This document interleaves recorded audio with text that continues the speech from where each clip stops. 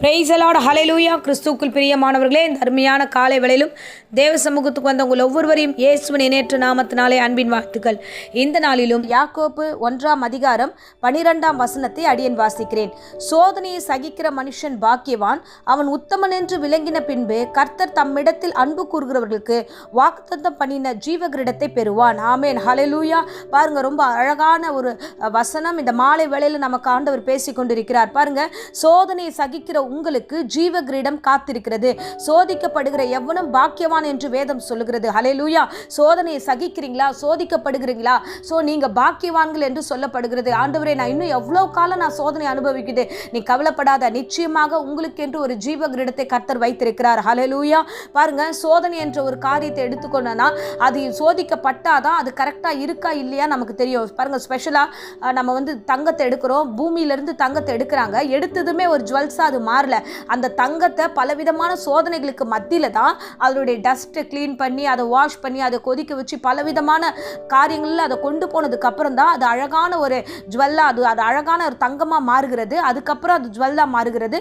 அது அநேக கண்களுக்கு முன்பதாக இப்பொழுது பலவிதமான கவர்ச்சி பொருளாக காணப்படுது. பாருங்க, ஒரு சாதாரண பொருள் தான், அது மண்ணுக்கிட்ட இருக்கு, மண்ணுக்குள்ள இருக்கிற ஒரு பொருள், அதையே பிரித்தெடுத்து மண்ணிலிருந்து பிரித்தெடுத்து பலவிதமான சோதனைக்கு உட்படும் போது அழகாய் மாறுகிறது போல நாமும் பரலோகத்து பிரஜைகள், நாம பரலோகத்துக்கு போகக்கூடிய ஆத்துமாக்கள். இந்த உலகத்துல நாம மண்ணினால உருவாக்கப்பட்டபடினால இந்த உலகத்தினுடைய அசுத்தங்களுக்கு மத்தியில வாழ்ந்து கொண்டிருக்கிறதுனால இந்த எல்லா அசுத்தங்களும் பொறாமைகளும் எரிச்சல்களும் தேவையற்ற கிரியைகளும் நம்மளை ஒட்டிக்கிட்டு இருக்கு. இது எல்லாமே இக்னோர் பண்ணிட்டு தான் ஆண்டவர் மேல கொண்டு போவார். இது எல்லாத்தையும் வாஷ் பண்ணி இதுல இருந்து பரிசுத்தமாக்குனதுக்கு அப்புறம் தான் நம்ம மேல போக முடியும். அப்ப இதெல்லாம் எப்படி பரிசுத்தமாக்கப்படும்னா சோதனை வரும்பொழுது தான் நம்ம அந்த சோதனையில நிக்கிறோமா இல்லையா அப்படின்னு ஆண்டவர் பார்க்கிறார். ஹல்லேலூயா. சோதனை நல்லது. சோதனை ஒரு மனுஷனை உருவாக்குகிறது. சோதனையில் வருகிற பிள்ளைகள் சாட்சியுள்ள பிள்ளைகளாய் வருங்காலத்தில் சாட்சியுள்ள பிள்ளைகளாய் மாற முடியும். ஹல்லேலூயா. ஐயோ, எனக்கு இந்த சோதனை பிடிக்கவே இல்லை. எத்தனையோ வாலிப பிள்ளைகள் இன்னைக்கு அந்த சோதனையை தாங்க முடியாமல் சூசைட் பண்ணிக்கிறாங்க. எத்தனையோ பேர் தன் குடும்பத்தின் சூழ்நிலைகளில் பிரச்சனை வரும்போது அந்த தவறுதலான முடிவெடுக்கிறாங்க. இல்லை இல்லை, உங்கள் சோதனைக்கு எல்லாவற்றுக்கும் ஆசீர்வாதம் காத்திருக்கிறது. ஜீவ கிரீடத்தை கர்த்தர் கொடுக்க காத்திருக்கிறார். நீங்கள் ஒவ்வொரு சூழ்நிலையிலும் நீங்கள் பொறுமை உள்ளவர்களாக இருந்து அந்த சோதனையில் இல்லை கர்த்தர் என்னை கைவிட மாட்டார் என்று விசுவாசித்து இருப்பீர்கள் என்றால் நிச்சயமாய் கர்த்தர் உங்களை காப்பாற்றி உங்களை ஆசீர்வதித்து வழிநடத்துவார். ஹல்லேலூயா. பாருங்க, யோபுவினுடைய காரியத்தை குறித்து பார்த்திருப்பீங்க.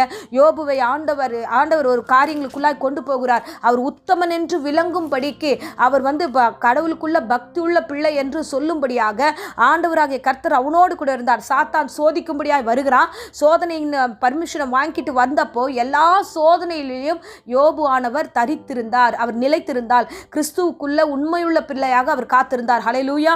இந்த உண்மையை கர்த்தர் கண்டு அவருக்கு கடைசியில் ஆசீர்வாதம் பார்த்தீங்கன்னா அவர் இழந்த எல்லா காரியத்திலும் இரட்டத்தனையான ஆசீர்வாதத்தை பெற்றுக்கொண்டார். உங்கள் பொறுமையை குறித்து இந்த இடத்துல சோதிக்கப்படலாம், உங்களுடைய தாழ்மையை குறித்து சோதிக்கப்படலாம், ஒருவேளை உங்களுடைய அன்பின் காரியங்களை சோதிக்கப்படலாம். ஏதோ ஒரு வகையில் எந்த காரியத்தில் நம்ம எப்படி வீக்காக இருக்கிறோமோ அந்த காரியத்தை கர்த்தர் அறிந்திருக்கிறார். அவைகளை சோதித்து உங்களை நிலைவரப்படுத்தி உங்களை ஆசீர்வதித்து அதன் பின்பதாக கர்த்தர் உங்களை சாட்சியாய் கொண்டு போகிறார். ஹல்லேலூயா. ஆகையால நீங்கள் தைரியமா இருங்க. இந்த சோதனையில யோபு உத்தமமாய் நின்றான். வசனம் சொல்லுது 2:9 பார்த்தோம் என்றால் அவன் உத்தமமாய் நின்றான் என்று அவன் மனைவியே சாட்சி கொடுக்கிறா. மனைவி திட்டுறா, உத்தமத்துல இன்னுமா ஏன் நிக்கிற, கடவுளோட இவ்வளோ சோதனை வருது, இவ்வளோ பிரச்சனை வருதுன்னுட்டு. பாருங்க, ஒரு லேடியே, ஒரு மாம்சமான ஒரு பொம்பளையே சாட்சி கொடுக்கிறா. இந்த வேளையில நீங்கள் உண்மையுள்ள பிள்ளைகளா நிற்கும்போது, இந்த சோதனையில நிற்கும்போது கர்த்தரும் சாட்சி கொடுப்பார். உங்களை சூழ்ந்திருக்கிற ஜனங்களும் சாட்சி கொடுப்பார்கள். அது மாத்திரம் இல்லாம உங்களுக்கு ஜீவ கிரீடத்தையும் கர்த்தர் கொடுக்க காத்திருக்கிறார். ஆமென். இந்த சோதனையில தாண்டி வர கர்த்தர் உங்களுக்கு பலனை கொடுப்பார், உங்களை ஆசீர்வதிப்பார். இந்த சோதனைக்கு இரட்டிப்பான நன்மையை கொடுத்து உங்களை ஆசீர்வதிப்பார். எப்படி ஒரு தங்கம் எவ்வளவாய் உயர்ந்த ஒரு நிலையில ஒரு அழகாய் மாற்றப்படுகிறதோ அதை காட்டிலும் நீ விலையேற பெற்ற உங்கள் விசுவாசம் இந்த நேரத்தில் மகிமையாய் சாட்சியாய் வெளிவரும்.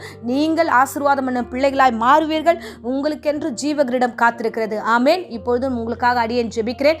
அன்பு ரட்சகா, என் பிள்ளைகள் சோதனைக்கு மத்தியில கலக்கத்தோடு பிரச்சனைகளோடு காத்திருந்த ஆண்டவரே, அவர்களுக்கு ஏற்ற பலனை கொடுத்து அந்த சோதனையில ஜெயித்து வெளிவர கிருபை தருவீராக. சோதனையில உம்மை மறுதலிக்காத பதிக்கு ஆண்டவரே ஏசப்பா அந்த பிள்ளைகளை பாதுகாத்துக் கொள்ளும்படியாக ஜெபிக்கிறோம். கர்த்தருடைய கரம் கூட இருக்கட்டும், நன்மையும் கிருபையும் தொடரட்டும். தேவையில்லாத பயத்தை விலக்கி காத்திருளுங்க ஆண்டவரே. யோபு இரட்டத்தனையாய் ஆசீர்வதித்தது போல ஆண்டவரே இந்த பிள்ளைகளும் இரட்டத்தனையாய் ஆசீர்வதிப்பீராக. சோதனையை சகிக்கிற மனுஷனாகிய இந்த பிள்ளைகளை ஆண்டவரே பாக்கியவான்கள் என்று சொன்னீரே, அதே வார்த்தையின்படி ஜீவ கிரீடத்தையும் கொடுத்து ஆசீர்வதியும். தொடர்ந்து குடும்பத்தையும் சூழ்நிலைகளையும் படிக்கிற காரியம் எதுவானாலும் ஆண்டவரே அப்பா, வியாபாரமாகட்டும், குடும்பத்தின் ஆசீர்வாதமாகட்டும், வேலை ஸ்தலமாகட்டும், எல்லாவற்றையும் ஆசீர்வதித்து கர்த்தர் வழி நடத்துவீராக. எல்லா நாச மோசங்களுக்கும் பொல்லாத கிரியைகளுக்கும் விலக்கி காத்திரலும். கர்த்தருடைய கரம் கொடுக்கும். இயேசுவின் இணையற்ற நாமத்தில் ஜெபிக்கிறேன் ஜீவனுள்ள நல்ல பிதாவே. ஆமேன். ஆமேன். Praise the lord. God bless you.